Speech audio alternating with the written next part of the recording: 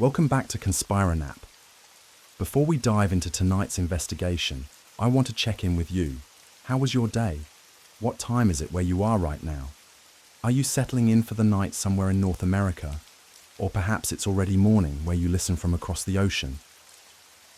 Whether you're in a quiet bedroom in Ohio, a late-night kitchen in London, or watching the sunrise from somewhere in Australia, you're part of our growing community of truth seekers. If this is your first time joining us, welcome. And if you're a returning listener, thank you for coming back. Either way, please take a moment to subscribe to ConspiraNap. Your support helps us continue digging into the stories they don't want you to hear, the mysteries buried beneath official narratives, and the truths that vanish along with those brave enough to speak them. Tonight, we're traveling back to October 1943, to a naval shipyard in Philadelphia, where something happened that the government has spent 80 years trying to erase from history. This is the story of the USS Eldridge, a destroyer escort that may have achieved the impossible, and the conspiracy of silence that followed. This is the story of the Philadelphia experiment, and why some secrets are too dangerous for daylight. My name is Dr. Sarah Chen, and what you're about to hear isn't just another conspiracy theory pulled from the shadows of the internet. This is the result of 3 years of investigation that cost me my academic career, my security clearance, and nearly my life. Because sometimes, when you dig deep enough into classified history, the past starts digging back. I wasn't always a believer in government conspiracies. 3 years ago, I was Dr. Sarah Chen, senior researcher at the Naval Historical Center, specializing in World War II maritime operations and classified weapons development. I had top secret clearance, published papers on radar countermeasures, and lived a perfectly respectable life documenting America's naval victories. My biggest controversy was arguing with colleagues about the effectiveness of degaussing procedures on submarine detection. That changed on a grey Tuesday morning in November 2021, when I was conducting routine archival research at the Philadelphia Naval Shipyard's decommissioned records facility. I was looking for documentation about magnetic mine countermeasures when the archivist, an elderly man named Frank Morrison who'd worked there since the 1970s, brought me a box of misfiled materials that had been sitting in the wrong section for decades. Most of it was routine wartime correspondence, requisition forms for spare parts, personnel transfers, standard bureaucratic paperwork from 1943. But at the bottom of the box, wrapped in oiled canvas, like someone's precious secret, I found something that would reshape my understanding of everything I thought I knew about the limits of human technology. It was a technical manual, water-stained and brittle with age, with a classification stamp across the cover that read, Project Rainbow, Eyes Only, Experimental Division. The visible portions of the manual described something that seemed to belong in science fiction rather than historical archives. Electromagnetic field manipulation, optical refraction systems, something called Unified Field Application for Naval Invisibility Protocols. According to the fragmentary documentation, Project Rainbow had been a top-secret Navy experiment conducted in 1943, designed to render ships invisible to enemy detection systems. Not just radar invisible, but completely invisible to human observation. The theoretical foundation was based on Einstein's unified field theory, attempting to bend light around a vessel by manipulating electromagnetic fields of unprecedented intensity. What captured my attention wasn't just the fantastic nature of these claims, but the official stamps and authorization codes scattered throughout the manual. This wasn't some wartime fantasy or theoretical exercise. These were operational documents, signed by real officers, referencing actual ships and specific dates. The centerpiece of the operation was identified as USS Eldridge, Destroyer Escort DE-173, scheduled for full-scale testing on October 28, 1943. I spent the next 6 months researching everything I could find about the USS Eldridge and Project Rainbow. The official story, as recorded in naval archives and historical databases, was frustratingly simple. The USS Eldridge was a standard Cannon-class destroyer escort that served with distinction in the Atlantic Theatre. She was commissioned in August 1943, conducted routine convoy escort duties, and was eventually transferred to the Greek Navy in 1951.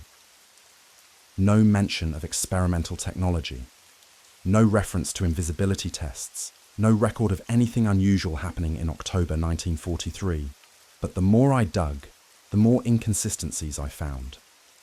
The ship's war diary for October 1943 contained gaps, entire days missing from the official record. Personnel files showed unusual transfers immediately following the alleged experiment date. Most intriguingly, I found references to the USS Eldridge in correspondence files from scientists and military officials who had no apparent connection to standard naval operations.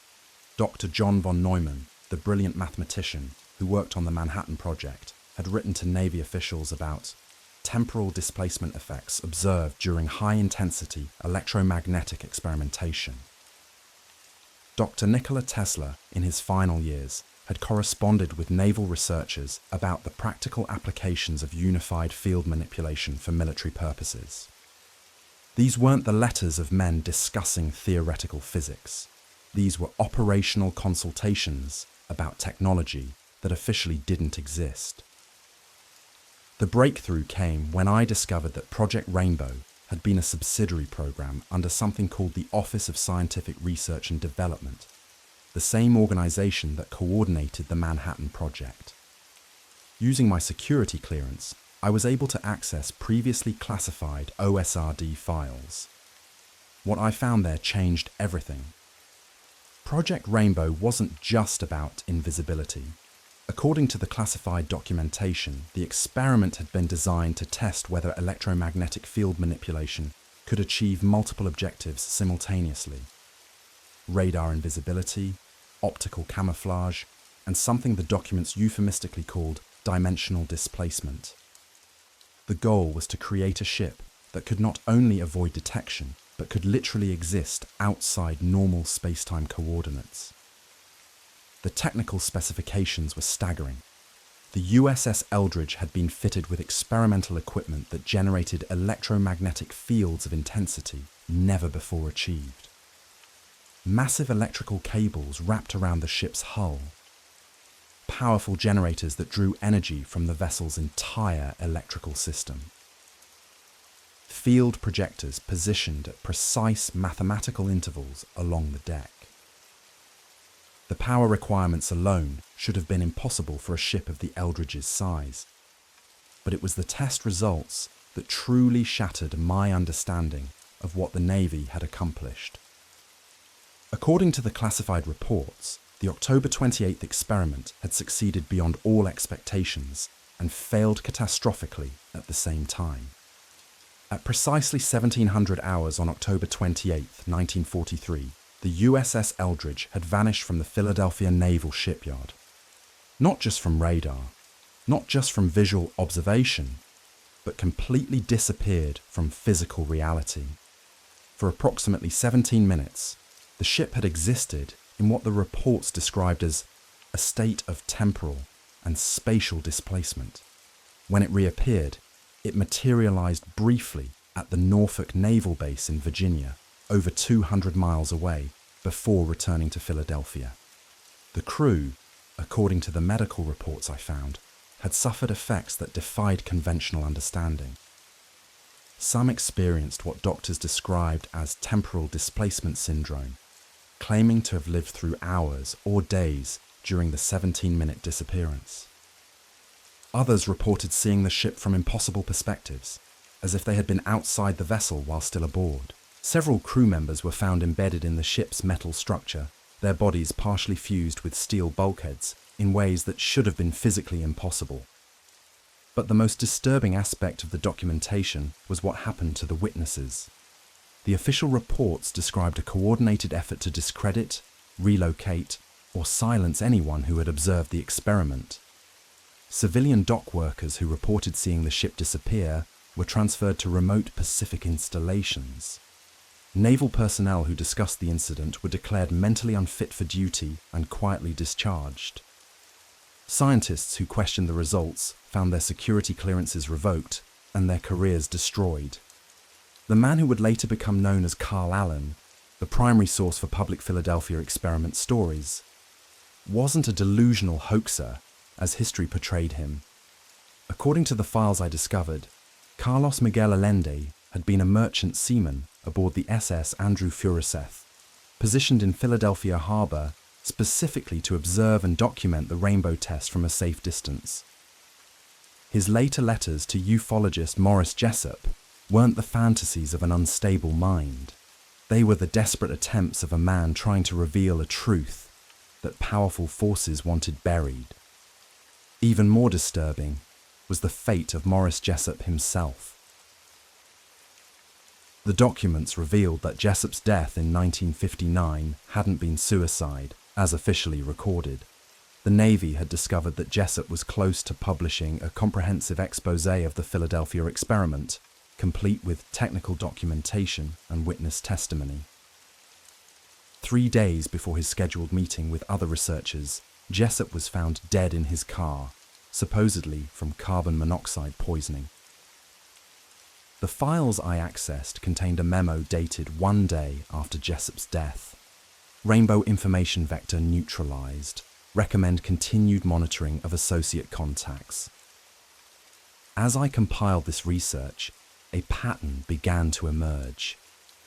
The Philadelphia experiment hadn't been an isolated incident, but part of a larger program of reality manipulation that continued long after 1943.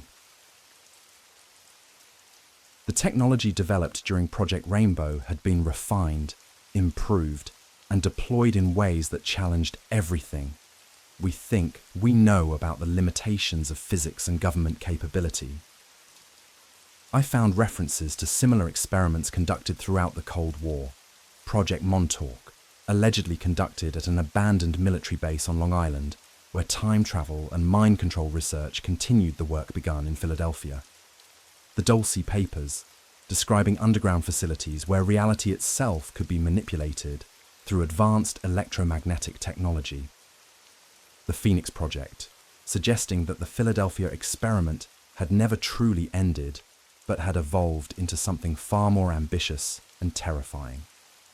But I knew I needed more than classified documents and official denials. I needed to find someone who had been there, someone who had witnessed the impossible and lived to remember it. That's when I discovered Alfred Bielek. Finding Alfred Bielek wasn't easy. He had spent decades living under assumed identities, moving from place to place, always one step ahead of what he described as government cleanup teams. When I finally tracked him down to a small apartment in Phoenix, Arizona, he was in his 80s, his health failing, but his memory of October 28th, 1943, remained crystal clear. "I was there," Bielek told me during our first meeting, his voice still carrying the authority of a man who had served on naval vessels for most of his adult life. "I was Seaman First Class Edward Cameron, and I was standing on the deck of the USS Eldridge when they activated the field generators. What happened next? No one should have to experience what we experienced." Bielek's account of the Philadelphia experiment was both more detailed and more terrifying than anything I had found in the classified documents. According to his testimony, the invisibility effect had been only the beginning. As the electromagnetic fields reached full intensity, reality itself began to break down around the ship. Time stopped making sense, Bielek explained, his hands shaking as he recalled the experience.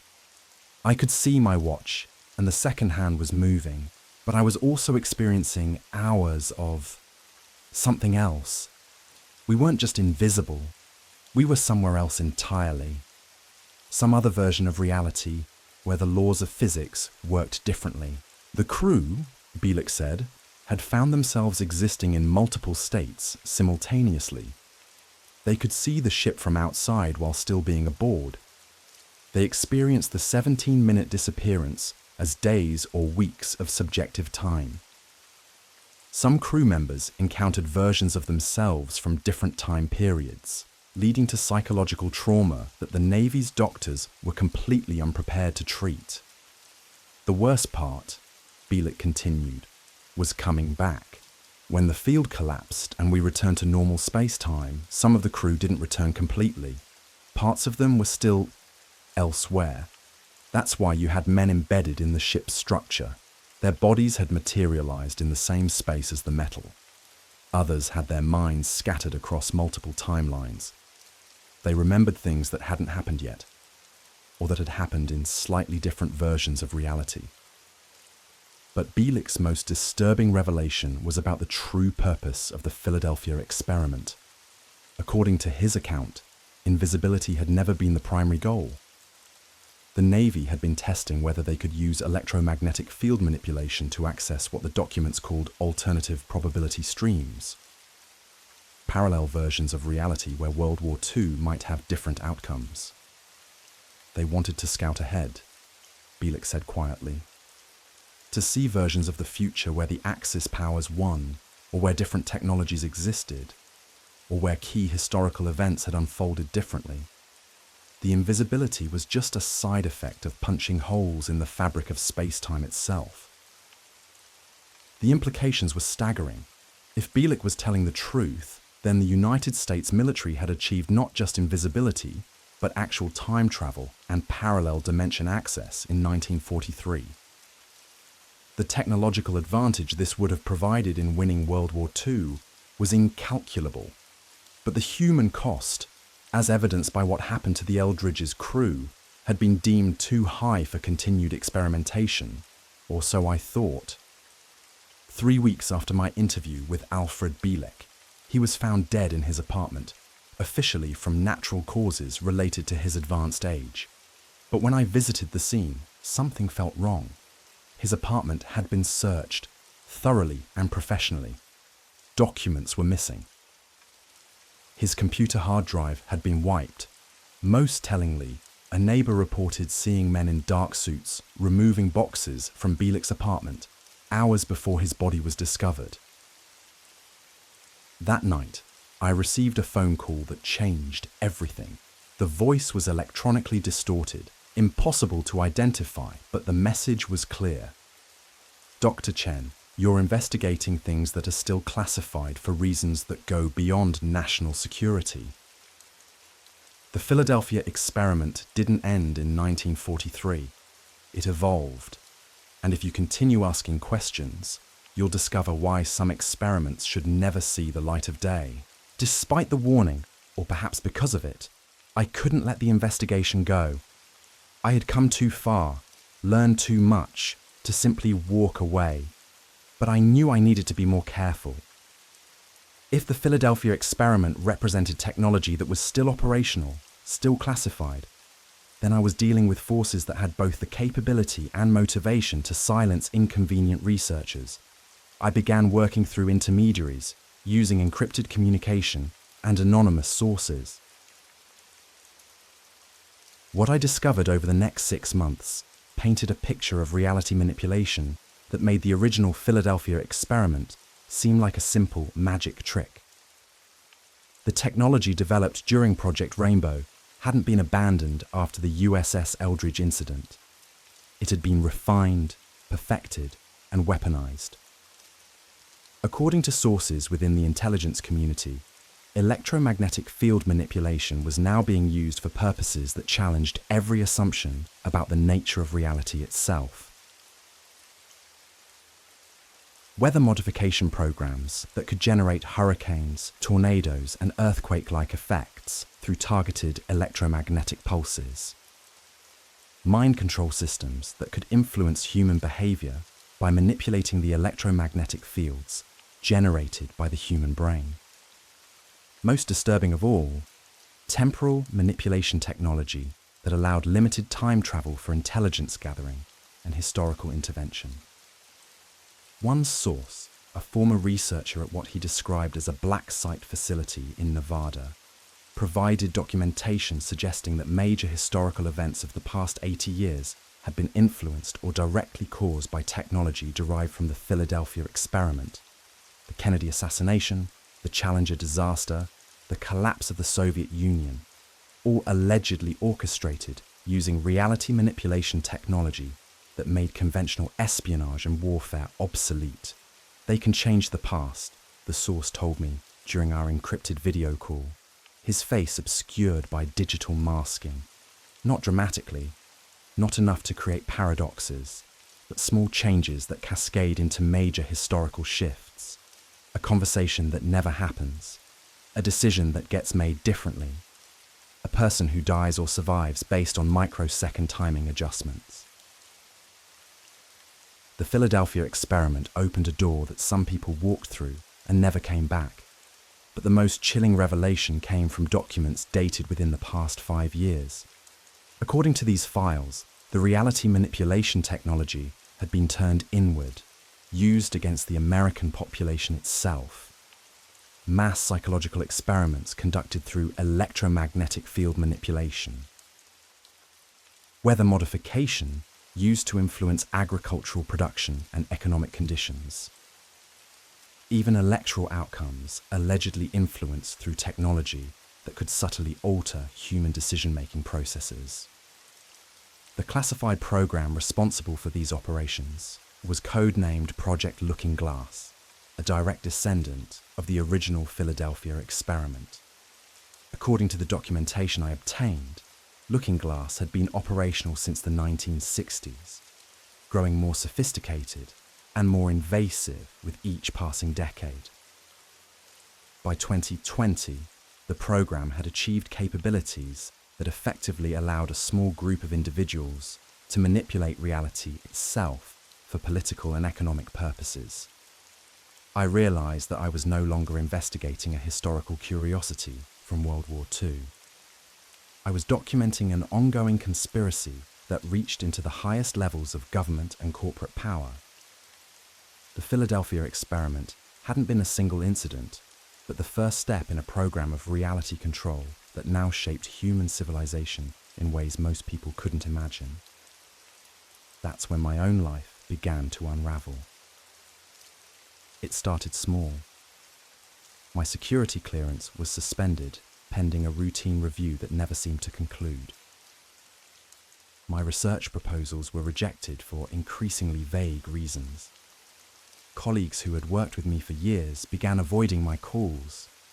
My apartment was broken into twice, though nothing obvious was stolen. I started noticing cars that seemed to follow me home from work. Always different vehicles, always different drivers, but always the same sense of being watched. The final warning came in the form of a manila envelope slipped under my door one morning. Inside was a single photograph, me, sitting in my car outside Alfred Bielek's apartment building, taken with a telephoto lens from a considerable distance. On the back, someone had written in careful block letters, "Some experiments never end, some subjects never leave." I understood the message. I had become part of the experiment myself, a test subject in a program designed to measure how far an individual researcher could go before being neutralized. My investigation into the Philadelphia experiment had made me a target for the same forces that had silenced Carl Allen, Morris Jessup, Alfred Bielek, and countless others who had gotten too close to the truth. But here's what they didn't expect. I had prepared for this possibility. Before my security clearance was suspended, I had copied everything. Every classified document, every witness interview, every piece of evidence I had gathered about the Philadelphia experiment and its modern descendants. The information was stored in multiple secure locations, with instructions for automatic release if anything happened to me. This podcast, this investigation, this moment right now, it's my insurance policy. By sharing this information with you, I'm making it impossible for them to suppress the truth simply by eliminating the truth teller. The secret of the Philadelphia experiment isn't just about what happened in 1943. It's about what's still happening today, in facilities around the world, using technology that can manipulate reality itself. The USS Eldridge didn't just disappear for 17 minutes on October 28, 1943. It opened a door to capabilities that have been used to reshape human history for the past 80 years. Weather control, mind manipulation, time travel, parallel dimension access. These aren't science fiction concepts. They're operational technologies deployed by people who believe they have the right to control reality itself. And the most terrifying part? We're all living in the world they've created. Every major historical event of the past 80 years has potentially been influenced by technology that originated with the Philadelphia experiment. The reality we think we know may be nothing more than the end result of decades of careful manipulation by people who discovered how to edit the universe itself. Tonight, as you go to sleep, remember this: the Philadelphia experiment never ended, it just got better at hiding. The USS Eldridge may have returned to normal space-time in 1943, but the technology that made her disappear is still out there, still being used, still reshaping the world in ways we're not supposed to understand. Some doors, once opened, can never be closed. Some experiments, once begun, take on a life of their own, and some truths are so dangerous that powerful people will do anything to keep them buried.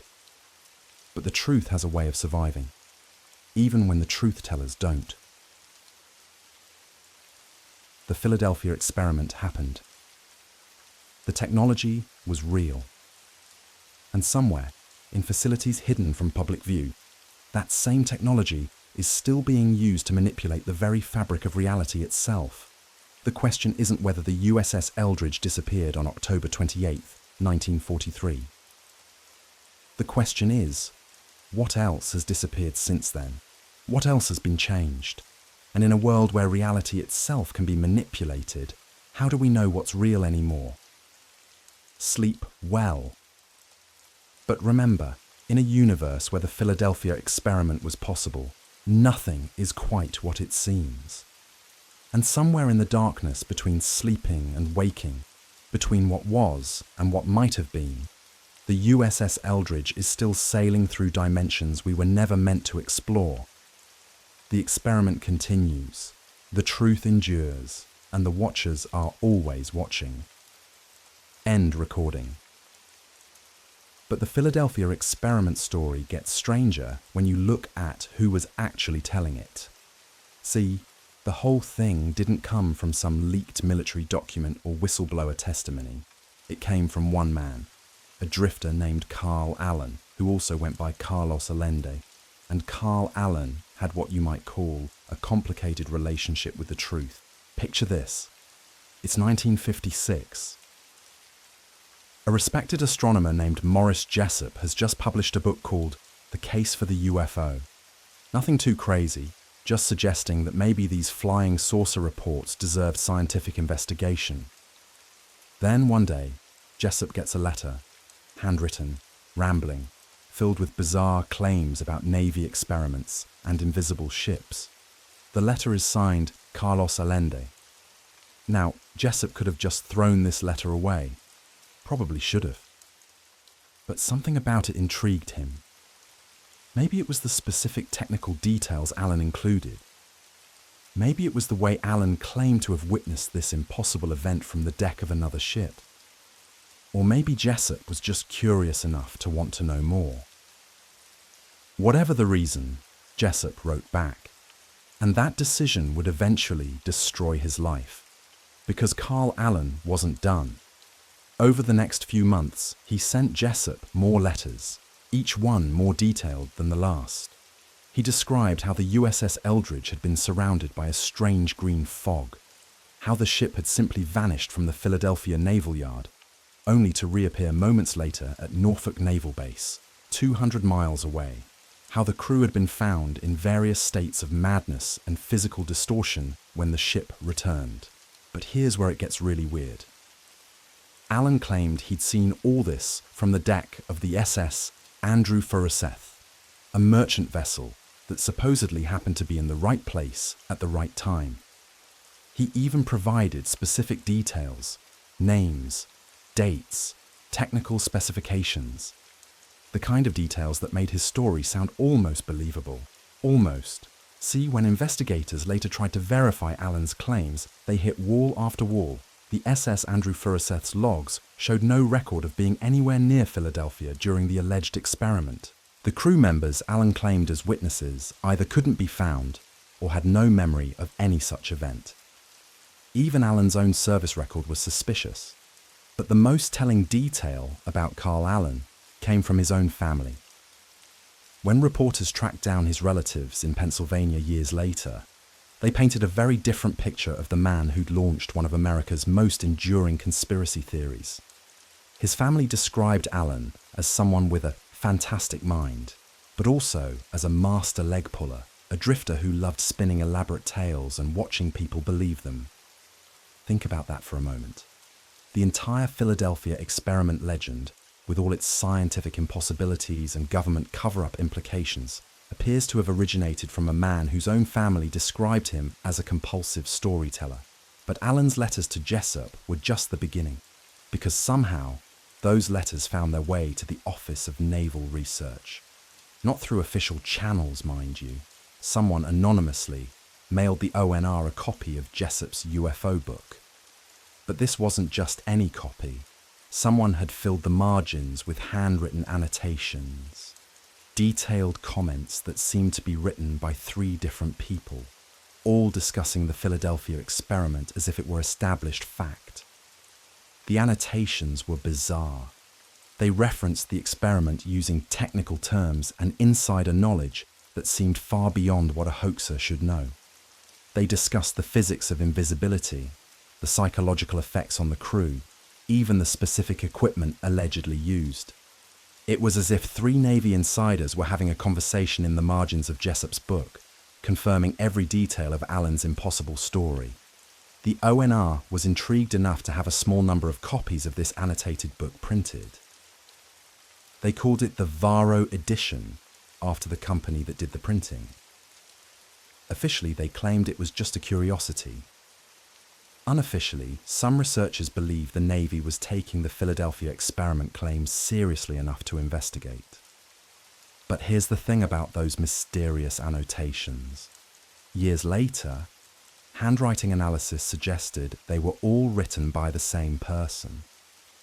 Someone trying to make it look like 3 different people were confirming Allen's story, and the most likely candidate for that someone? Carl Allen himself. So we have a compulsive storyteller who claims to have witnessed an impossible experiment. We have mysterious annotations that appear to confirm his story, but were probably written by him. And we have a respected scientist who got so caught up in investigating these claims that it may have driven him to suicide.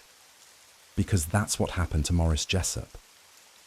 In 1959, 3 years after receiving Allen's first letter, Jessup was found dead in his car of carbon monoxide poisoning.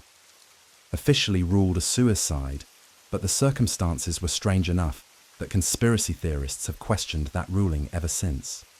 Friends said Jessup had been depressed, talking about suicide for months, but others pointed out that he'd been scheduled to meet with a researcher about new evidence regarding the Philadelphia experiment on the very day he died, and he never made it to that meeting. Was Jessup murdered to silence him? Or was he simply a man who'd gotten so deep into investigating an elaborate hoax that he couldn't find his way back to reality? The truth is, we'll probably never know, but Jessup's death became part of the Philadelphia experiment mythology, another mysterious element in a story that seemed to grow more complex with each telling. And that's the pattern you see throughout the Philadelphia experiment legend. Every time someone tried to investigate the claims seriously, they either found nothing or something bad happened to them. Every piece of evidence that seemed to support the story turned out to be questionable at best. Every witness either couldn't be verified or later admitted they'd been lying. But the story persisted. It spread through the UFO community, through conspiracy theory circles, through popular culture.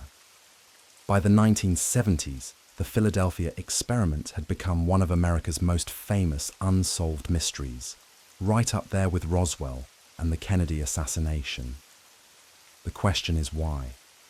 Why did this particular story, with its obvious flaws and questionable origins, capture the public imagination so completely?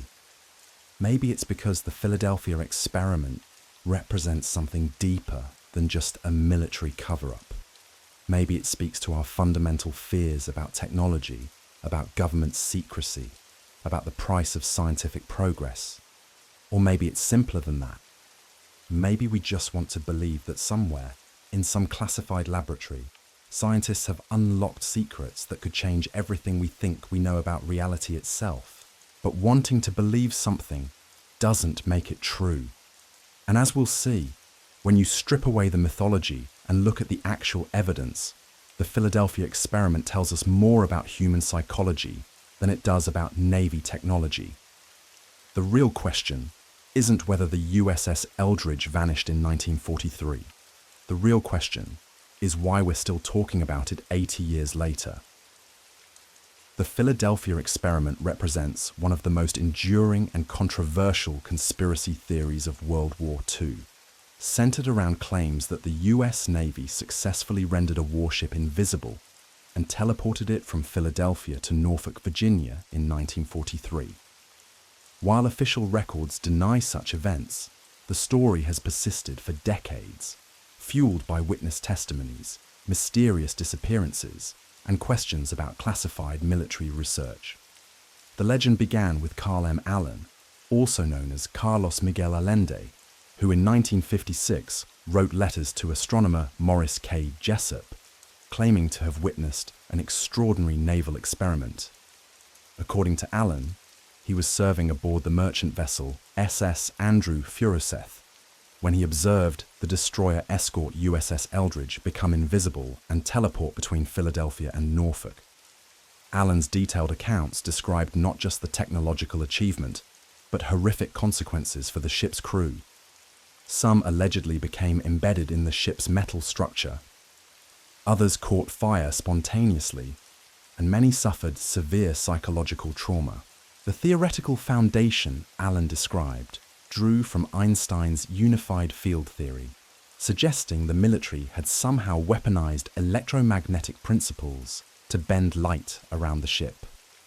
However, Einstein's unified field theory was never completed, and he worked only as a consultant on conventional weapons research during the war, not exotic physics experiments.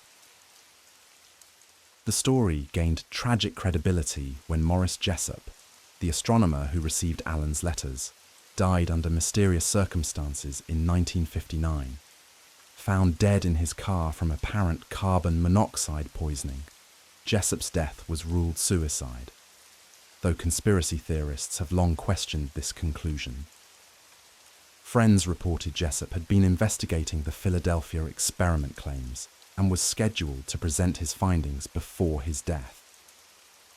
Decades later, in 1989, Alfred Bielik emerged, claiming to be a survivor of the alleged experiment. Bielik's detailed testimonies at UFO conferences added new dimensions to the story, but extensive investigation revealed significant inconsistencies in his personal history and evidence of deliberate fabrication. The US Navy has consistently denied the Philadelphia experiment claims. Naval records show the USS Eldridge was never in Philadelphia during the alleged time frame, instead conducting routine operations in the Atlantic. The Office of Naval Research has stated that force field invisibility violates known physical laws and that no such research was ever conducted. The most plausible explanation for any unusual phenomena lies in degaussing, a legitimate wartime technique used to protect ships from magnetic mines. This process involved wrapping ships with electrical cables and passing high-voltage currents through them to neutralize magnetic signatures. The electromagnetic effects of degaussing could potentially explain reports of unusual electrical phenomena, while the technology's ability to make ships invisible to magnetic torpedoes may have contributed to confused accounts. Despite thorough debunking, the Philadelphia experiment legend persists, popularized by Charles Berlitz's 1979 book and a 1984 Hollywood film. The story reflects deeper anxieties about government secrecy, technological advancement, and the moral implications of military research during wartime. While no credible evidence supports the extraordinary claims of invisibility and teleportation, the Philadelphia experiment remains a cultural phenomenon that demonstrates how conspiracy theories can evolve and persist, even when contradicted by documented facts. The legend serves as a reminder of both the public's fascination with hidden government capabilities and the importance of critically examining extraordinary claims, regardless of how compelling their narratives might be. The enduring appeal of the Philadelphia experiment lies not in its factual basis, but in its reflection of fundamental questions about the limits of science, the extent of government secrecy, and humanity's relationship with technology that seems to transcend natural laws. The implications of what I'd uncovered went far beyond a simple wartime experiment. As I delved deeper into the testimonies of those who claimed to have witnessed the Philadelphia experiment, a disturbing pattern began to emerge. This wasn't just about one ship disappearing in 1943. This was about a systematic program of reality manipulation that had been operating for decades.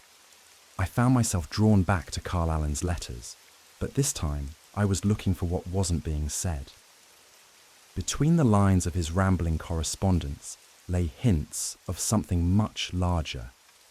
Allen had written about other experiments, other ships, other locations where similar phenomena had occurred. He mentioned dates and coordinates that didn't align with any known naval operations. The more I investigated these references, the more I realized that Allen might not have been the delusional hoaxer that history had painted him to be. His letters contained technical details about electromagnetic field manipulation that wouldn't be publicly understood for another 30 years. He described effects on human consciousness that mirrored modern research into brainwave entrainment and neurological manipulation. But it was Allen's final letter to Morris Jessup that contained the most chilling revelation. Written just weeks before Jessup's mysterious death, it spoke of something called Project Looking Glass and the Philadelphia Protocol. According to Allen, the experiment on the USS Eldridge had been just the first phase of a much larger program designed to manipulate the fabric of space and time itself. The letter described how the military had discovered that certain electromagnetic frequencies could create what Allen called reality bubbles, localized distortions in the space-time continuum that could be used to hide military assets, transport personnel instantaneously across vast distances, or even manipulate the flow of time itself. The Philadelphia experiment hadn't been about making ships invisible to radar. It had been about making them invisible to reality. As I traced the connections between Allen's claims and documented historical events, I began to notice anomalies that had been dismissed or ignored by mainstream historians. Reports of ships appearing in multiple locations simultaneously during World War II. Military personnel who aged rapidly or not at all during extended deployments. Entire units that seemed to vanish from official records only to reappear years later with no memory of where they had been. The technology described in Allen's letters bore an uncomfortable resemblance to modern theoretical physics. Concepts like quantum entanglement, dimensional manipulation, and temporal displacement that wouldn't enter mainstream scientific discourse for decades were discussed in his correspondence with casual familiarity. Either Allen was one of the most prescient science fiction writers of the 20th century, or he had access to information that wouldn't be publicly available for generations. But the most disturbing discovery came when I began investigating the fates of other researchers who had attempted to uncover the truth about the Philadelphia experiment. The pattern was consistent and chilling. They would make initial progress, gather compelling evidence, and then either die under mysterious circumstances or simply disappear from public view entirely. Dr. Franklin Reno, a physicist who had claimed to have discovered government documents relating to Project Looking Glass, died in a car accident in 1956. The accident occurred on a straight stretch of highway in broad daylight, with no other vehicles involved. Witnesses reported that Reno's car had simply veered off the road as if the driver had lost consciousness.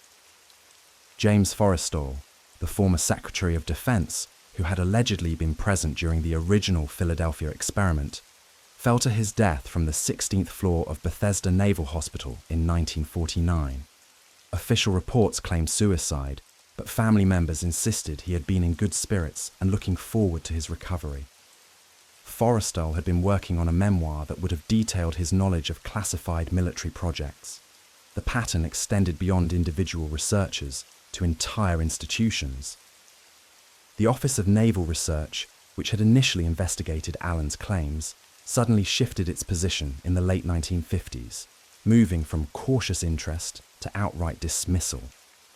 Internal memos that had once discussed the theoretical possibilities of electromagnetic cloaking technology were reclassified or destroyed entirely. Even more troubling were the reports of witnesses who claimed to have been aboard the USS Eldridge during the experiment. Unlike the dramatic testimonies that had emerged in later decades, these early accounts were consistent, technical, and deeply disturbing. They described not just the physical effects of the experiment, but psychological and spiritual consequences that had lasted for years. Seaman Third Class Robert Morrison, who had served aboard the Eldridge in 1943, contacted several researchers in the 1960s with detailed accounts of what he had experienced. According to Morrison, the experiment had indeed occurred, but its effects had been far more profound than anyone had imagined. He described crew members who had become unstuck in time, experiencing their lives in random sequence, aging backwards, or becoming trapped in temporal loops. Morrison claimed that the Navy had continued to monitor survivors of the experiment for decades, providing them with specialized medical care and psychological support, while ensuring their silence through a combination of bribes and threats. He spoke of secret facilities where affected personnel were housed, studied, and gradually conditioned to forget what they had experienced.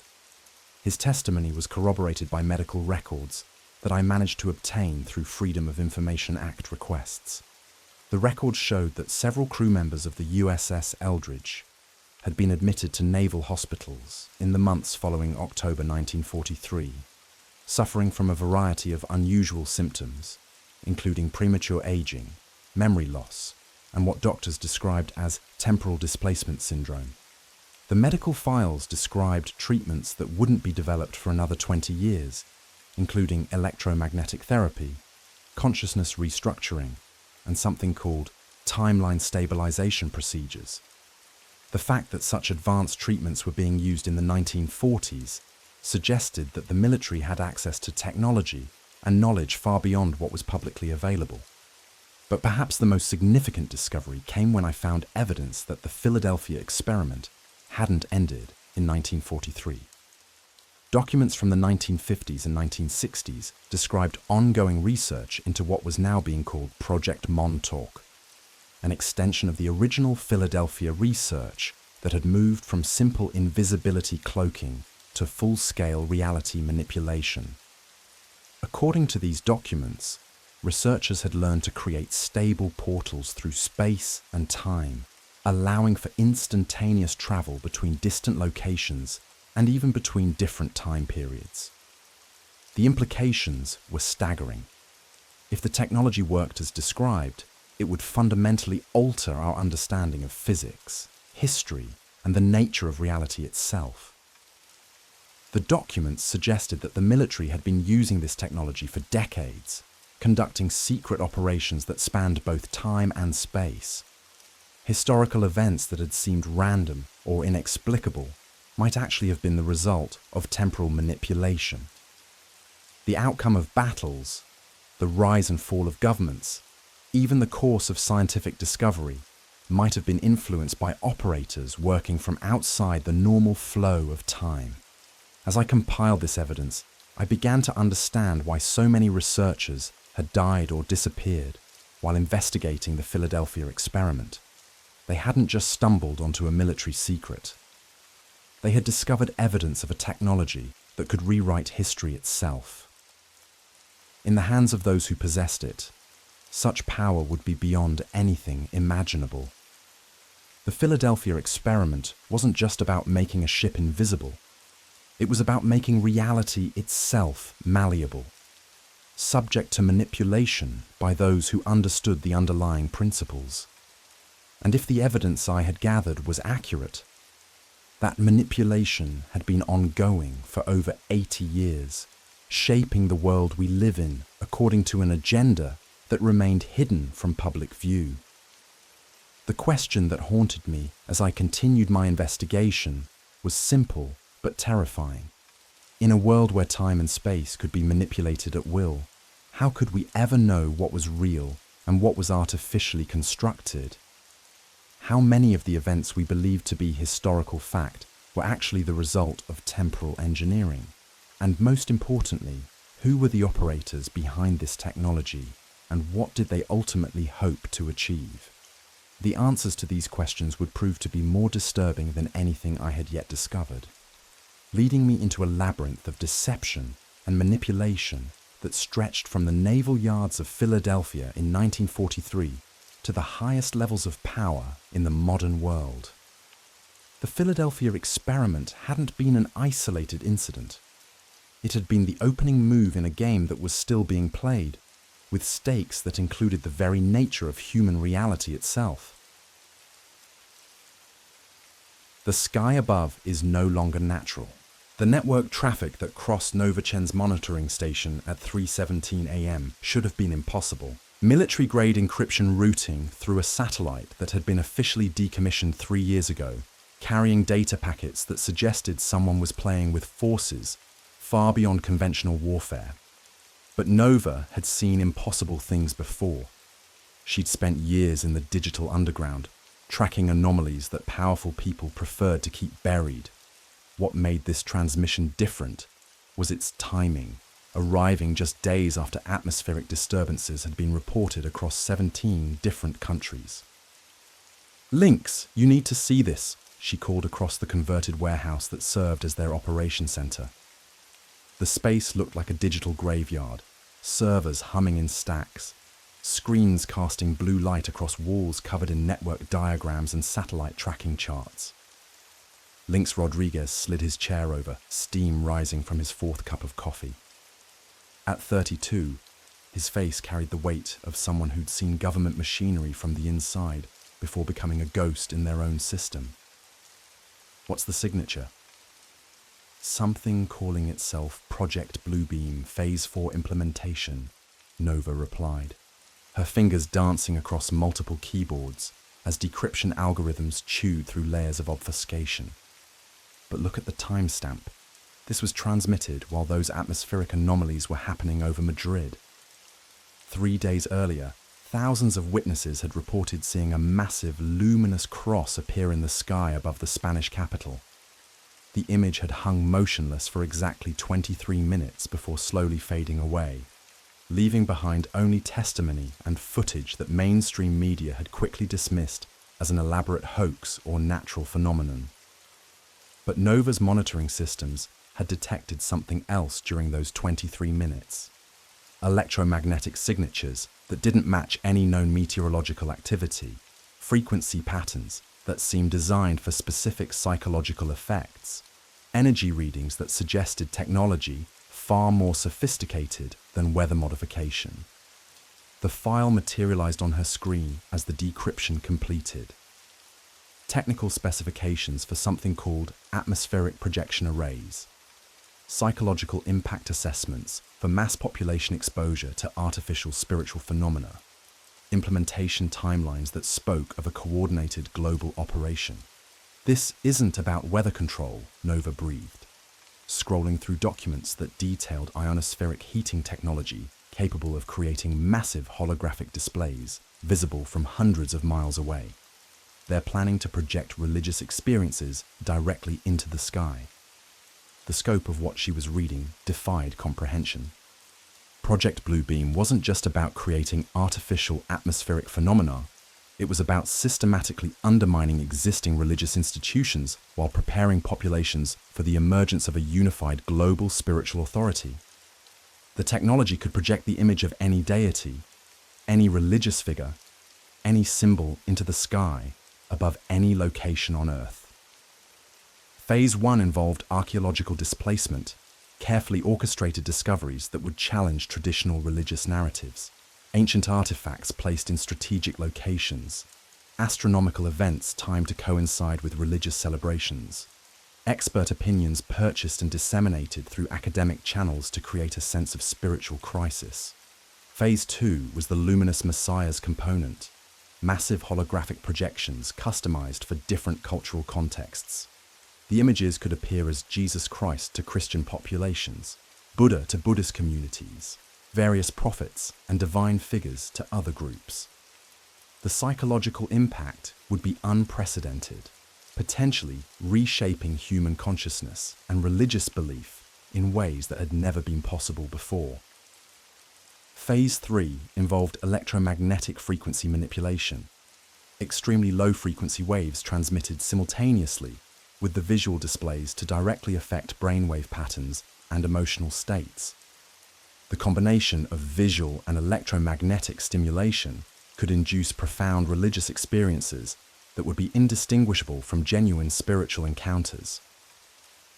Phase 4 was labeled World Crisis Integration, the coordination of artificial spiritual manifestations with genuine crisis events to justify the implementation of global governance structures under what would be presented as divinely ordained authority.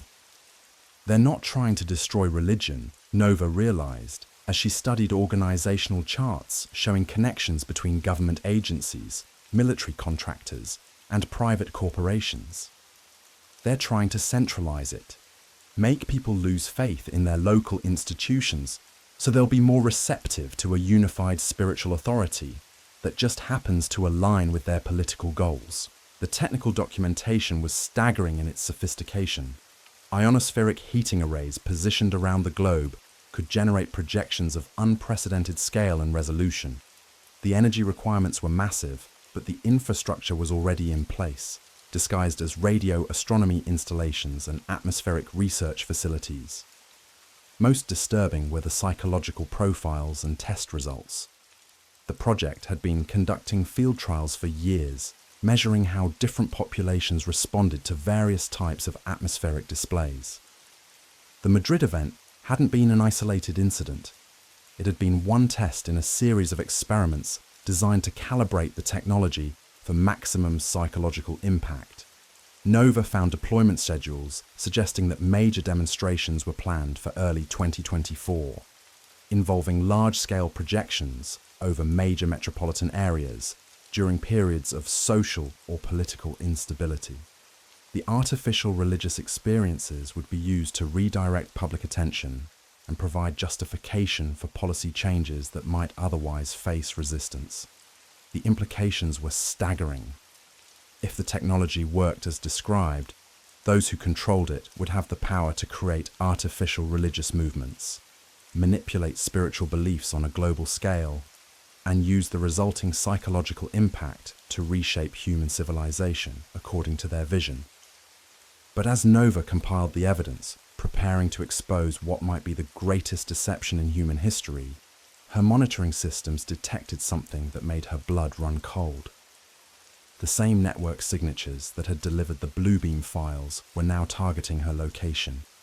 Someone knew she had accessed the classified information. The warehouse's security systems began screaming warnings as multiple intrusion attempts hit their digital defenses simultaneously. These weren't random hackers or curious intelligence analysts. These were professionals with resources and authorization to eliminate threats to classified operations. "They know we're here," Nova said, initiating emergency protocols that would scatter their research across multiple secure networks before their systems could be compromised. "Everything we've found about Bluebeam, someone very powerful wants it to stay secret." As unmarked vehicles surrounded their building and tactical teams prepared to breach their defenses, Nova realized they had perhaps minutes to preserve evidence of a conspiracy that reached into the highest levels of government and military command. The sky above Madrid hadn't been touched by divine intervention. It had been painted by human technology for human purposes. The artificial religious experience was just the beginning. Somewhere in heavily shielded facilities around the world, technicians were preparing to turn the heavens themselves into instruments of control. The next time people looked up and saw something impossible in the sky, they would need to remember that miracles in the modern age might come with a manufacturer's warranty. Project Bluebeam represented the weaponization of human spirituality itself, and as Nova's final transmission uploaded evidence to networks beyond the reach of conventional suppression, she understood that the battle for human consciousness was about to move from the digital realm to the sky itself. The question wasn't whether the technology existed. The question was whether humanity would recognize the difference between authentic spiritual experience and manufactured transcendence when the projectors finally lit up the night sky with visions designed to reshape the world. The breakthrough in understanding what really happened aboard the USS Eldridge came not from official sources or leaked documents, but from an unexpected place.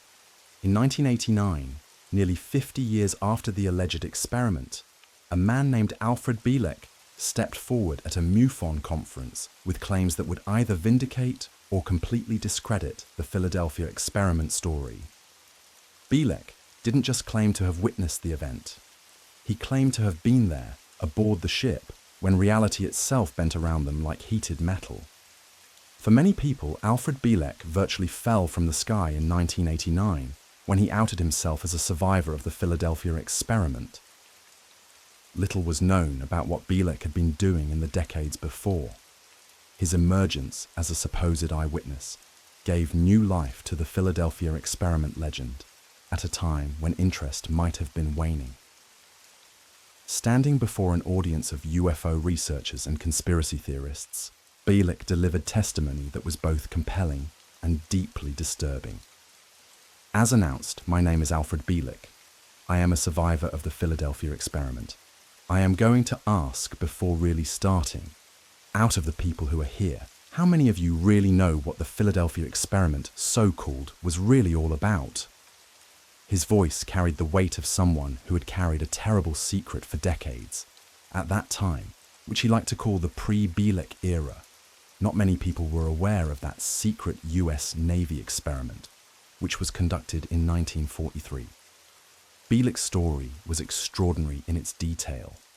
He claimed that on that October day in 1943, he had been a young sailor assigned to the USS Eldridge as part of a classified project that few aboard the ship truly understood. According to his testimony, the experiment wasn't just about radar invisibility. It was about something far more profound and terrifying. The Navy, working with technologies derived from Einstein's unified field theory, had stumbled upon a way to manipulate space and time itself. What Bielek described happening aboard the Eldridge was like something from the darkest corners of science fiction. As the massive Tesla coils surrounding the ship hummed to life, generating electromagnetic fields of unprecedented intensity, reality began to break down around them. The ship didn't just become invisible to radar, it became invisible to the normal laws of physics.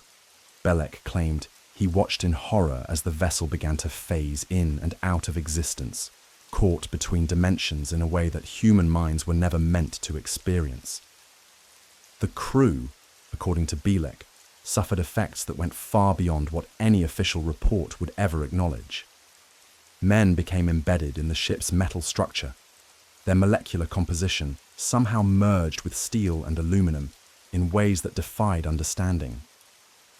Others burst into flames, not from any external heat source, but as if the very atoms of their bodies had become unstable. Some simply vanished entirely, leaving behind only the echo of their screams and empty uniforms that still held their shape. But perhaps most disturbing was what Bielek claimed happened to time itself during the experiment. He testified that the ship was transported not just through space, but through time, appearing briefly at the Norfolk Naval Shipyard before returning to Philadelphia. However, the return journey brought with it temporal anomalies that haunted the survivors for the rest of their lives. Bielek claimed that some crew members aged decades in minutes, while others seemed to become unstuck in time, experiencing events out of sequence or remembering futures that hadn't yet occurred. The psychological impact on the crew was, according to Bielek, catastrophic. Men who had been stable, reliable sailors before the experiment became unstable, prone to violent outbursts or catatonic episodes. Some developed what could only be described as temporal schizophrenia, believing they were living in multiple time periods simultaneously.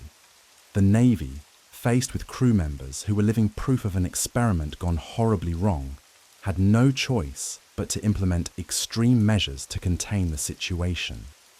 Bielek's testimony included details about the cover-up that followed the experiment. He claimed that surviving crew members were subjected to intensive psychological conditioning designed to suppress their memories of what had occurred. Those who proved resistant to conventional brainwashing techniques were subjected to more extreme measures, including experimental drugs and procedures that would later influence the development of the CIA's MKUltra program. The goal was not just to silence the witnesses, but to make them question their own sanity. According to Bielek, he himself had been subjected to these memory suppression techniques, and it was only decades later, triggered by watching the 1984 movie about the Philadelphia experiment, that his suppressed memories began to surface. He claimed that the filmmakers had somehow accessed classified information about the real events, and seeing certain scenes depicted on screen caused his conditioned amnesia to break down. But Bielek's claims went far beyond just the original 1943 experiment. He testified that the Philadelphia experiment was not an isolated incident, but part of a much larger program of temporal and dimensional research that continued for decades under various codenames. He spoke of follow-up experiments conducted at a facility on Long Island called Camp Hero, where the technology first tested aboard the USS Eldridge was refined and expanded into something even more sinister.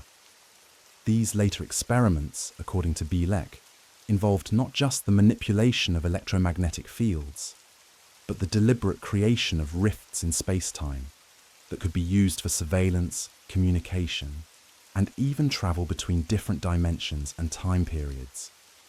He claimed that the facility at Camp Hero became a hub for experiments in what he called time-space manipulation, with researchers working to perfect technologies that could allow for instantaneous travel across vast distances and even communication with parallel versions of reality. The implications of Bielek's testimony were staggering.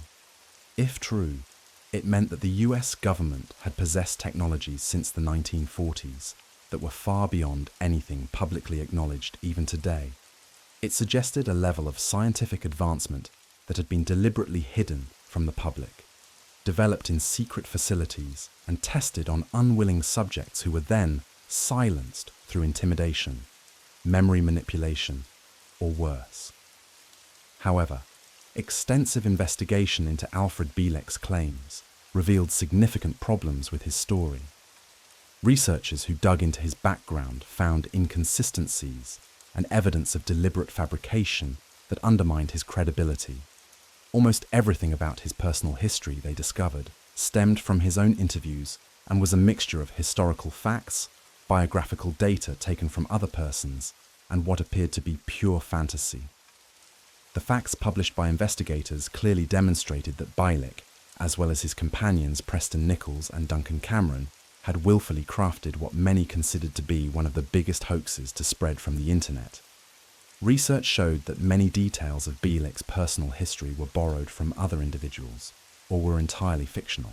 They could show milestones of Bielek's real life, which made it more understandable how this man got involved in UFO and electromagnetic frequency research, and how, after meeting other well-known figures in the conspiracy community, they started developing what they presented in the early 1990s as their alleged involvement in the Philadelphia experiment and related projects. The debunking of Bialik's claims represented one of the most thorough exposures of Philadelphia experiment mythology, yet his story continued to circulate among believers who preferred dramatic narratives to documented facts. His testimony had given the Philadelphia experiment legend a human face and personal testimony that many found compelling, regardless of the evidence against its authenticity. But the exposure of Bialik as a fabricator raised deeper questions about the nature of the Philadelphia experiment story itself. If someone could construct such an elaborate and detailed false testimony about the event, what did that say about the other claims surrounding the incident?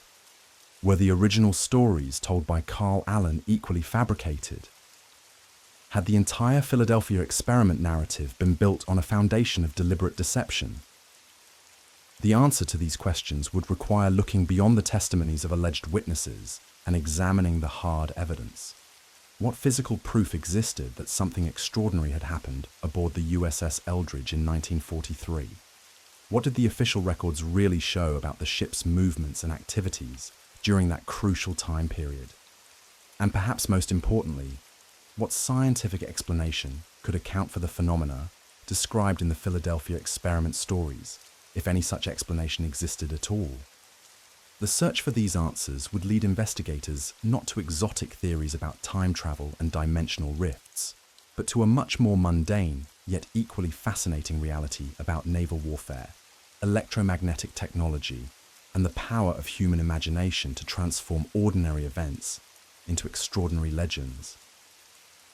The story of the Philadelphia experiment might have remained buried in obscure conspiracy circles, if not for one persistent journalist who refused to let sleeping dogs lie.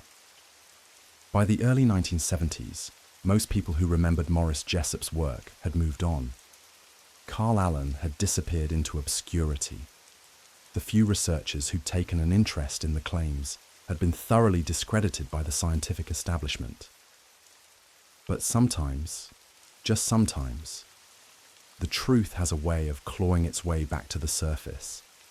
In 1979, a man named William Moore was working as a high school teacher in Minnesota when he stumbled across a reference to the Philadelphia experiment in an old UFO magazine. Moore wasn't your typical conspiracy theorist. He had a background in journalism and a methodical approach to research that had served him well in his previous investigations into unexplained phenomena. Something about the Philadelphia experiment story struck him as different from the usual collection of wild tales and fabricated evidence that plagued the UFO community.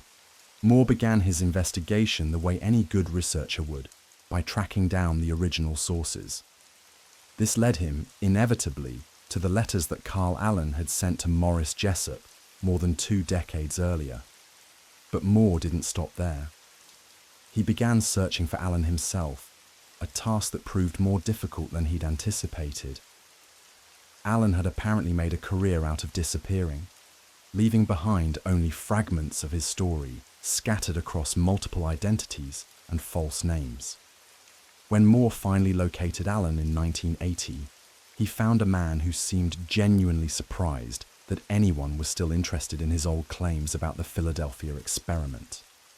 Allen was living in a trailer park in Colorado, working odd jobs and apparently trying to distance himself from the controversy he'd created decades earlier.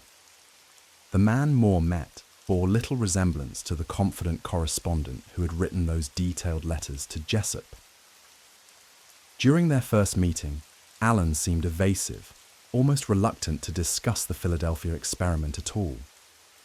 He claimed his memory was fuzzy about the details, that perhaps he'd embellished some aspects of the story, that maybe the whole thing had been blown out of proportion. But Moore was persistent. He'd come too far to be put off by Allen's apparent change of heart. Over the course of several interviews, he gradually coaxed more information out of his reluctant subject. What emerged was a story that was both more complex and more troubling than the original letters had suggested. Allen admitted that he hadn't actually witnessed the Philadelphia experiment from the deck of another ship. as he'd originally claimed. Instead, he said he'd heard about it secondhand from sailors he'd met in various ports during his time in the Merchant Marine. The details had come from barroom conversations, late-night discussions in sailors' hostels, and the kind of scuttlebutt that spreads through the maritime community like wildfire. But Alan insisted that the core of the story was true. According to him, multiple sailors from different ships had independently described witnessing something extraordinary involving the USS Eldridge in Philadelphia Harbor. The descriptions were consistent enough, Alan claimed, that he'd felt confident writing to Jessup about them, as if he'd seen the events himself. Moore found Alan's revised account both frustrating and intriguing.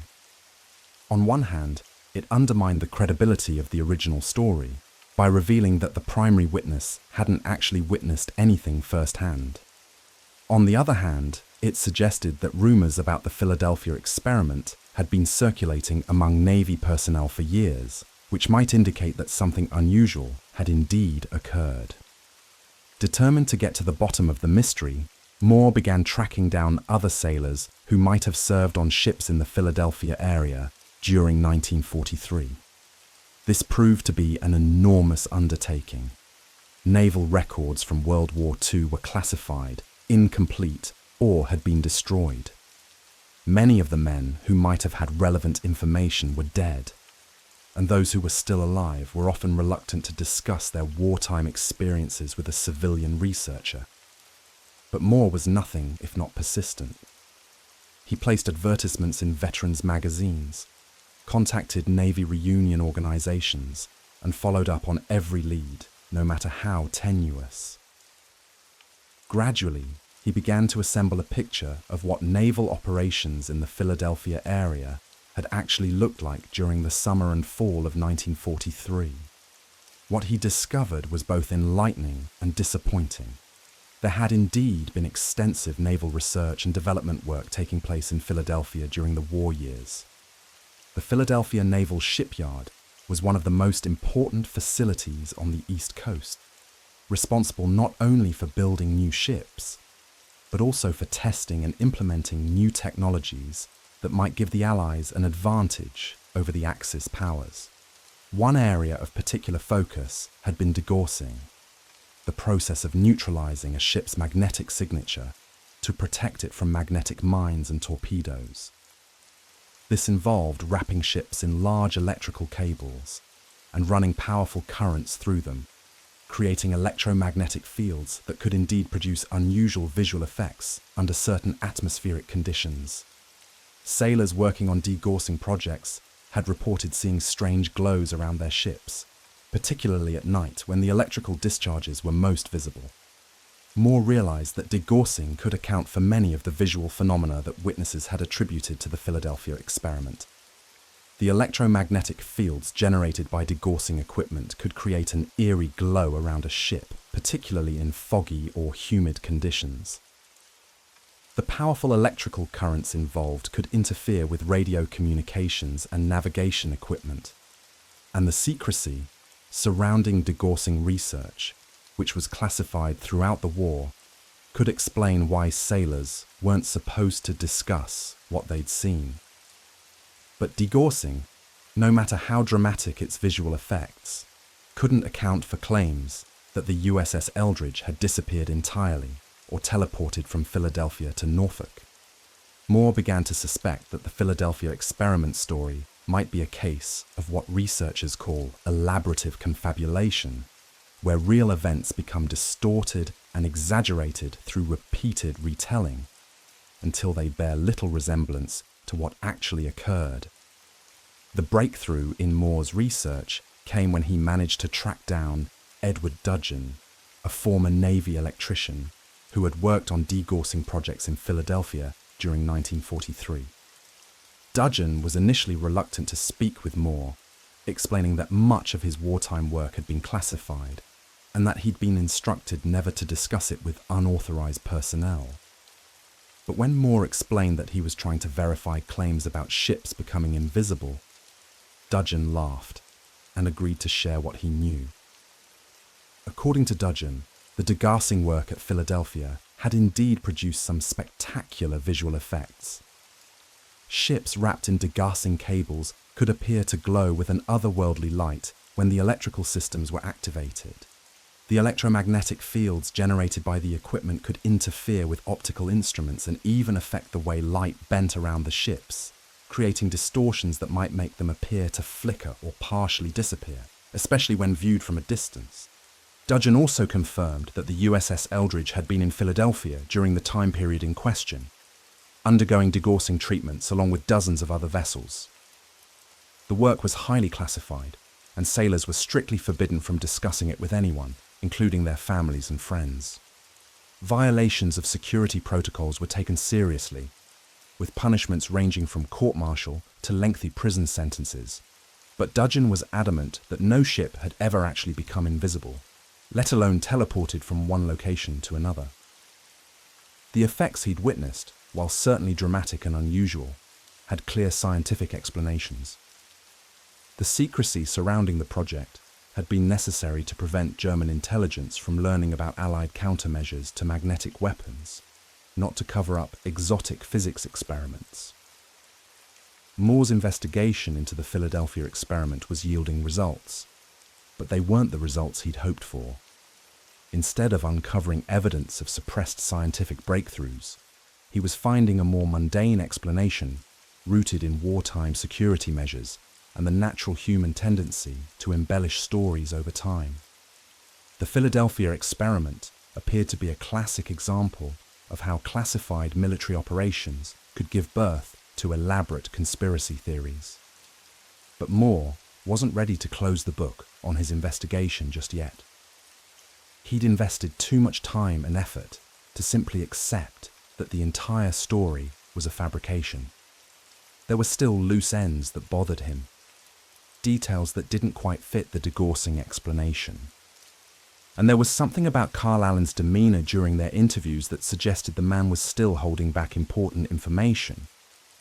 Moore decided to approach Allen one more time, armed with what he'd learned about degaussing operations in Philadelphia. When he confronted Allen with the technical details of the Navy's electromagnetic research, something seemed to shift in the older man's attitude. What Allen revealed in that final interview would add yet another layer of complexity to the Philadelphia experiment story. According to Allen, his original letters to Morris Jessup hadn't been entirely fabricated, but they hadn't been entirely truthful either. The truth, Allen claimed, lay somewhere in between fact and fiction, in a grey area where classified military operations intersected with experimental research that pushed the boundaries of known science. Allen admitted that he'd never personally witnessed the USS Eldridge becoming invisible or teleporting between cities, but he insisted that he'd heard detailed accounts from sailors who claimed to have seen exactly those things. More importantly, Allen revealed that his interest in the Philadelphia experiment hadn't been purely personal. He'd been approached by individuals who claimed to represent government interests and who had encouraged him to write to researchers like Jessup. The purpose of this encouragement, according to Allen, had been to muddy the waters around legitimate Navy research by associating it with fantastic claims that could be easily discredited. By spreading stories about invisible ships and teleportation experiments, these government operatives could ensure that any real breakthroughs in electromagnetic technology would be dismissed as science fiction by the scientific community and the general public. Allen's final revelation cast the entire Philadelphia experiment controversy in a new light. Rather than being a case of witnesses revealing suppressed government secrets, it might actually be an example of government disinformation designed to protect legitimate secrets by making them seem ridiculous. The truth about electromagnetic research at the Philadelphia Naval Shipyard might indeed be classified, but not because the Navy had achieved the impossible. Instead, the classification might be protecting advances in conventional electromagnetic technology that could provide military advantages if they remained secret. Moore left his final interview with Carl Allen more confused than ever. Had he uncovered evidence of a government disinformation campaign? Or had Alan simply invented another layer of deception to explain away his earlier fabrications? The story of the Philadelphia experiment seemed to grow more complex with every answer Moore found, raising new questions faster than he could resolve the old ones. But Moore's investigation had revealed something important about the nature of conspiracy theories and the way they spread through society. The Philadelphia experiment story persisted not because it was true, but because it touched on deeper anxieties about government secrecy, scientific progress, and the possibility that those in power possessed knowledge and capabilities far beyond what they admitted publicly. The electromagnetic research conducted at the Philadelphia Naval Shipyard during World War II had indeed been secret, and it had indeed produced effects that might seem supernatural to untrained observers. But the real conspiracy wasn't about invisible ships or teleportation experiments. It was about the way legitimate military secrecy could be exploited to spread disinformation, and the way that disinformation could take on a life of its own, becoming more compelling than the truth it was designed to obscure. Moore's research into the Philadelphia experiment would eventually be published in a book that brought the story to a much wider audience. But rather than settling the controversy, Moore's investigation seemed to deepen it. Some readers focused on his evidence that the core claims were unfounded, while others seized on Allen's suggestions of government disinformation as proof that something important was still being hidden. The Philadelphia experiment had evolved from a simple story about an invisible ship into something far more complex, a hall of mirrors where truth and fiction reflected off each other in infinite regression. And perhaps that was exactly what someone had intended all along. Part 8. The Final Revelation. The secure server farms in Iceland had been Maya Patel's digital fortress for 6 months now, their walls lined with quantum-encrypted drives containing the complete Project Aegis archive. At 18, she'd become something she never intended to be, the last guardian of humanity's darkest secret, and perhaps its only hope for survival. The thermal-regulated chambers hummed with the constant processing power needed to maintain her global network of truth-seekers, researchers, and digital warriors who'd rallied to her cause after the warehouse massacre. But tonight felt different. The atmospheric pressure readings from monitoring stations worldwide were showing patterns that made her stomach clench with recognition. The same electromagnetic signatures that Nova Chen's team had detected in their final hours were now appearing simultaneously across 17 different locations. Mount Shasta wasn't the only seal that was breaking. Maya, you need to see this. Dr. James Crawford, the former CDC epidemiologist who joined her resistance network 3 months ago, appeared on her main communications screen from his secure location in New Zealand. His face was pale with exhaustion and something approaching terror. The fertility data from the past 90 days. It's not just declining anymore. In some regions, it's approaching 0. Maya's fingers moved across her holographic interface, pulling up the demographic charts that painted humanity's future in stark mathematical terms. The numbers were undeniable and horrifying. Rural agricultural zones showed birth rates that had dropped by 87%. Urban areas weren't far behind. The biological modifications that had been dormant in human systems for years were activating exactly as Project Aegis had designed them to. "How long do we have?" she asked, though she already knew the answer would offer no comfort. "Based on current acceleration rates," Dr. Crawford's voice cracked slightly, "global human fertility will reach near 0 levels within 18 months. But Maya, that's not the worst part.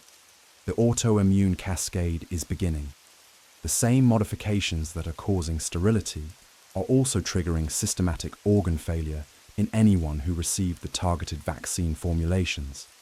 Maya closed her eyes, feeling the weight of 7 billion lives pressing down on her shoulders.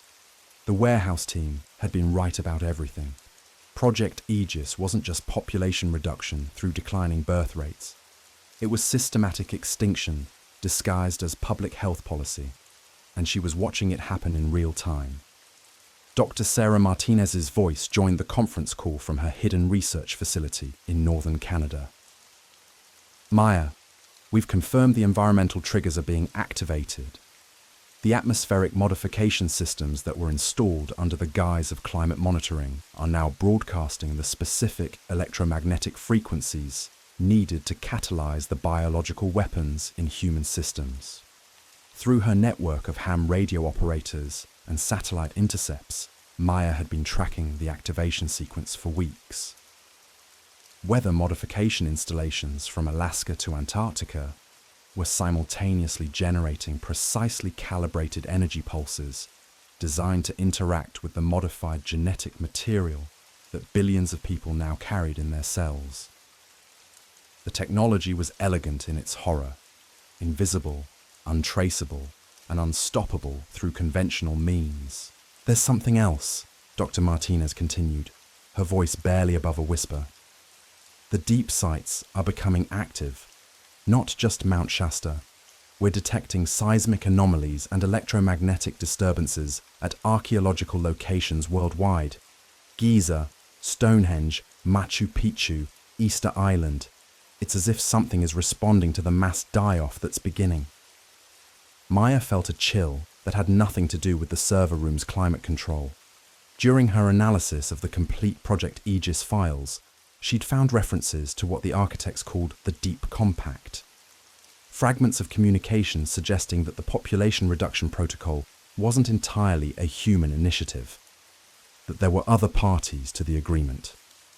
Parties that had been waiting in places beneath the earth for the surface to be cleared of what they considered an infestation. "Show me the seismic data," Maya commanded, her voice steadier than she felt. The holographic display filled with a three-dimensional map of the planet, red indicators pulsing at dozens of locations that had once been considered ancient mysteries. But the pattern that emerged wasn't random. The sites formed a geometric network that spanned continents, connected by ley lines that geologists had long dismissed as New Age nonsense. Now those same lines were showing energy readings that defied conventional physics. Dr. Elena Vasquez, the quantum physicist who'd been analyzing the electromagnetic signatures, joined the call from her bunker in the Swiss Alps. "Maya, the energy patterns we're detecting aren't technological. They're biological. Something massive is stirring beneath these sites, something that's been dormant for a very long time." The implication hit Maya like a physical blow. The ancient ones that Dr. Rowan Hensley had encountered beneath Mount Shasta weren't unique. They were part of a global network of beings who had retreated underground eons ago, waiting for the surface world to be cleansed of human interference. Project Aegis wasn't just genocide. It was preparation for a changing of the guard. "How many people know the complete truth?" Maya asked her assembled team of researchers, scientists, and digital resistance fighters. "Beyond our network? Maybe a few thousand worldwide," replied Marcus Kim, the former NSA analyst who'd been coordinating their information warfare campaign. "The mainstream media outlets that initially picked up our revelations have been systematically compromised. Social media platforms are using AI systems to identify and suppress any discussion of Project Aegis. They're not just censoring us anymore. They're rewriting reality in real time." Maya understood the scope of what they were facing. The same technology that had been used to modify human genetics was now being deployed to modify human consciousness on a mass scale. People were forgetting that they'd ever heard about Project Aegis. News reports were disappearing from archives. Even physical documents were being systematically recovered and destroyed by teams that operated with resources and coordination that could only come from the highest levels of global power. "We have one advantage," Maya said, pulling up a classified document she'd decoded from intercepted satellite communications. "They didn't expect us to survive this long, and they didn't expect us to figure out the timeline. According to this, the final phase isn't scheduled to begin for another 6 months. They want to ensure global fertility rates drop below replacement levels before they activate the terminal protocols." "Terminal protocols?" Dr. Crawford asked. Maya's face was grim as she shared the final piece of the puzzle. Complete atmospheric modification. They're going to alter the chemical composition of the atmosphere itself to make it uninhabitable for unmodified human life. Anyone who hasn't received the protection treatments that were given to the Aegis leadership will suffocate within hours. The silence that followed was broken only by the hum of quantum processors working to maintain their encrypted communications across a planet that was slowly being prepared for new management. "So what do we do?" Dr. Martinez finally asked. "How do we fight something this vast, this coordinated, this technologically advanced?" Maya had been asking herself the same question for months. The traditional approaches had failed. Journalism, law enforcement, international tribunals, even military intervention. All had been anticipated and neutralized by an enemy that had been planning this operation for decades. But there was one approach that might still work. One vulnerability in their system that the architects of Project Aegis couldn't have anticipated. "We don't fight the system," Maya said slowly, her mind racing through possibilities. "We become the system. Every piece of technology they're using against us can be turned around and used against them. The atmospheric modification equipment, the genetic targeting systems, the consciousness manipulation networks. It's all hackable if you know what you're doing." She pulled up technical schematics that her team had reverse engineered from intercepted communications. The atmospheric modification systems aren't just broadcasting the frequencies that activate the biological weapons. They're also maintaining the energy barriers that keep the ancient sites dormant. If we can disrupt those systems, we might be able to turn their own timeline against them. "You're talking about waking up things that have been sleeping for thousands of years," Dr. Vasquez said quietly. "Things that might be even more dangerous than the people running Project Aegis."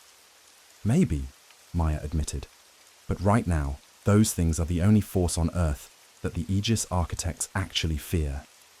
And sometimes, the enemy of your enemy is the only ally you have left." As her team began analyzing the technical challenges involved in hijacking a global network of atmospheric modification systems, Maya couldn't shake the feeling that they were approaching a point of no return. Not just for humanity, but for the planet itself. The next few months would determine whether Earth remained a human world, became a playground for technocratic elites, or returned to the control of beings that had ruled it long before the first human cities rose from the dust. Outside the server facility, the aurora borealis danced across the Icelandic sky with patterns that seemed almost intentional, as if the planet itself was preparing for what was coming. And in deep places around the world, things that had been sleeping for millennia stirred in their ancient chambers, sensing that the long-promised time of return was finally at hand. Maya Patel, 18 years old and carrying the weight of human civilization on her shoulders, began planning humanity's last desperate gambit. They would hack the apocalypse itself, turn the weapons of extinction against their creators, and hope that whatever emerged from the chaos would be better than what they were fighting to prevent. The final battle for Earth's future was about to begin, and it would be fought not with armies or weapons, but with code, courage, and the terrible knowledge that sometimes saving the world requires risking its complete destruction. So here we are, nearly 8 decades later, still wrestling with the same fundamental questions that have haunted researchers since 1943. Did the USS Eldridge really vanish from the Philadelphia Naval Shipyard?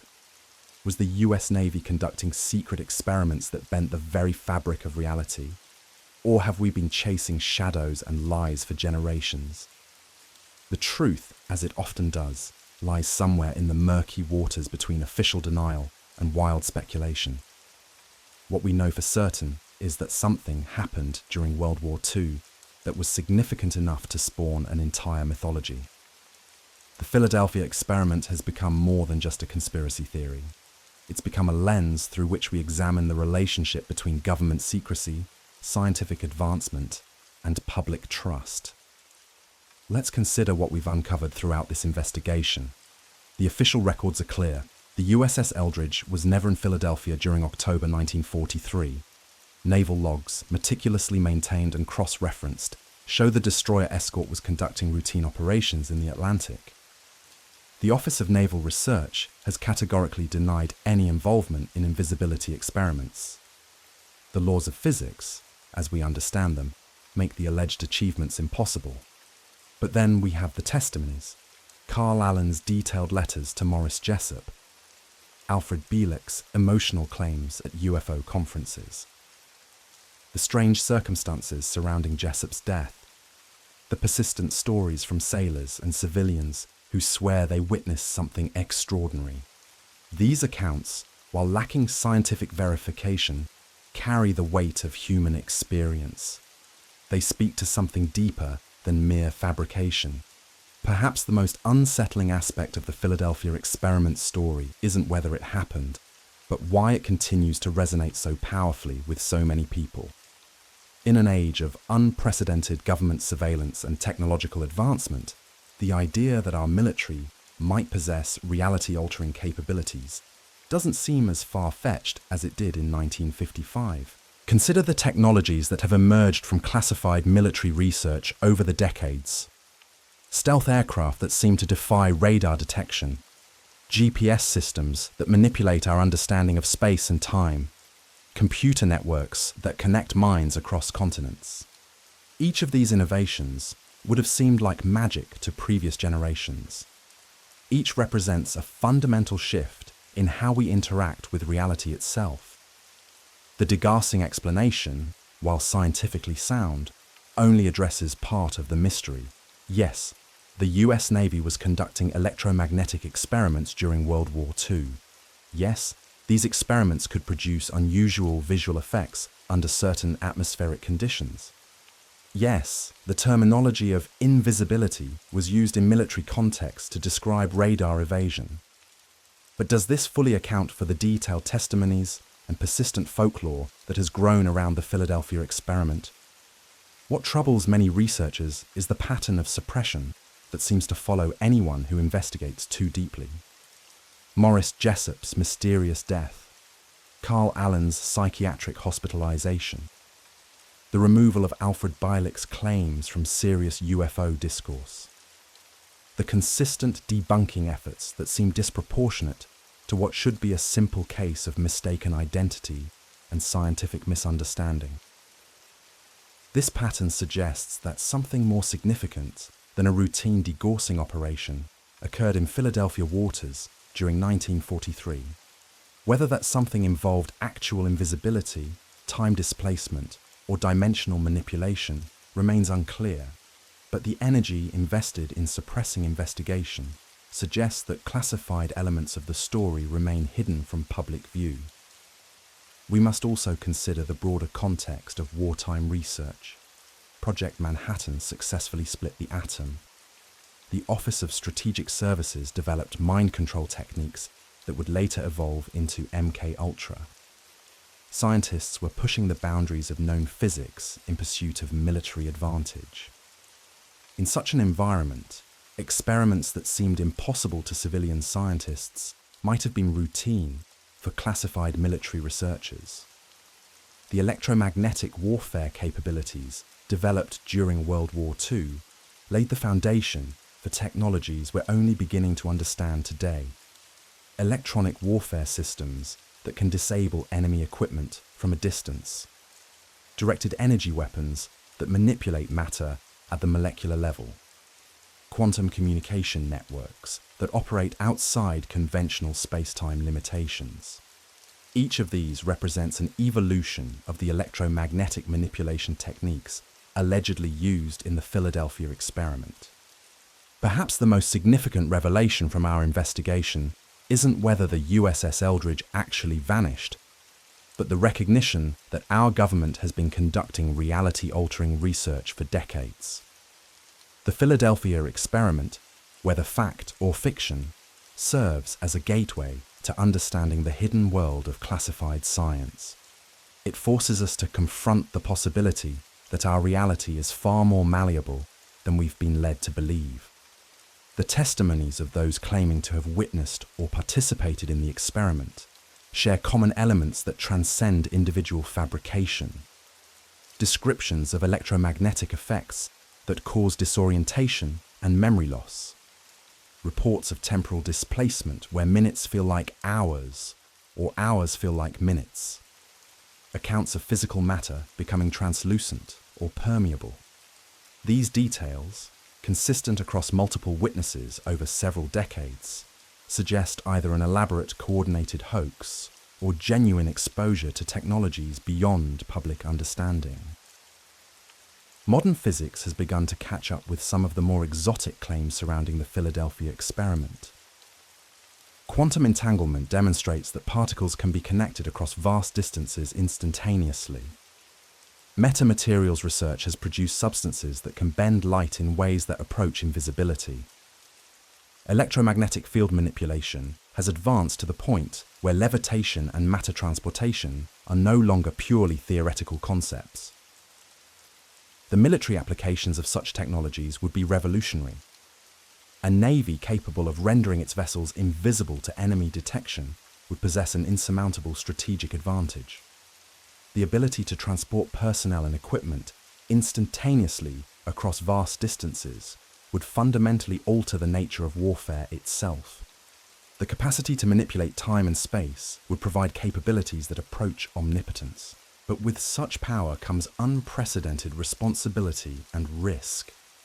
The alleged side effects experienced by the USS Eldridge crew serve as a warning about the dangers of manipulating fundamental forces without fully understanding their consequences. Reports of sailors becoming fused with metal structures, experiencing permanent psychological trauma, or disappearing entirely suggest that reality-altering technologies exact a terrible price from those exposed to them. This brings us to the moral implications of the Philadelphia experiment story. If such technologies exist, who controls them? How are they being used? What safeguards exist to prevent their misuse? The secrecy surrounding classified research makes it impossible for the public to participate in these crucial decisions. We are asked to trust institutions that have repeatedly demonstrated their willingness to sacrifice individual lives for perceived national interests. The Philadelphia experiment narrative also raises questions about the nature of truth itself. In a world where reality can potentially be manipulated through electromagnetic fields and quantum mechanics, how do we distinguish between authentic experience and artificially induced perception? If our government possesses technologies that can alter human consciousness and memory, how can we trust our own recollections of events? These are not merely academic questions. They strike at the heart of human autonomy and free will. If reality can be manipulated by those with access to classified technologies, then our entire understanding of existence becomes suspect. The Philadelphia experiment, whether historical fact or elaborate fiction, serves as a reminder that the world may be far stranger and more dangerous than we imagine. As we conclude this investigation, we're left with more questions than answers. But perhaps that's appropriate. The Philadelphia experiment story teaches us that the most important mysteries are not always meant to be solved quickly or easily. Sometimes they serve as ongoing reminders to remain vigilant, to question official narratives, and to never stop seeking truth, no matter how disturbing that truth might be. The USS Eldridge may or may not have vanished from Philadelphia Naval Shipyard in 1943. But something disappeared that day. Something that represented our innocence about the limits of technology and the trustworthiness of those who wield it. In its place, we were left with questions that continue to haunt us nearly 80 years later. The Philadelphia experiment endures because it speaks to our deepest fears and highest aspirations. It represents both the promise of transcendent technological achievement and the terror of uncontrolled power. It reminds us that the line between science and magic, between reality and illusion, between truth and deception, may be far thinner than we ever dared imagine. Whether you believe the USS Eldridge vanished into another dimension, or simply conducted routine degaussing operations, the Philadelphia experiment serves an important purpose. It keeps us asking questions. It keeps us demanding accountability. It keeps us aware that our reality may be far more malleable and far more manipulated than those in power would prefer us to know. And in the end, perhaps that's the most important lesson of all. In a world where truth is increasingly difficult to discern, where technology advances faster than our ability to understand its implications, where secrecy and deception have become standard operating procedures, we must never stop questioning. We must never stop investigating. We must never stop demanding answers, no matter how uncomfortable those answers might make us. The Philadelphia experiment may be history, but the questions it raises are more relevant today than ever before. In an age of quantum computers and artificial intelligence, of genetic engineering and nanotechnology, of surveillance systems and mind control techniques, we need to remember the lessons learned from that mysterious day in 1943, when reality itself seemed to bend to human will. The truth is out there, waiting to be discovered. But finding it will require courage, persistence, and a willingness to confront possibilities that challenge everything we thought we knew about the world. The Philadelphia experiment is just the beginning. The real investigation into the nature of reality and the extent of human technological capability has only just begun.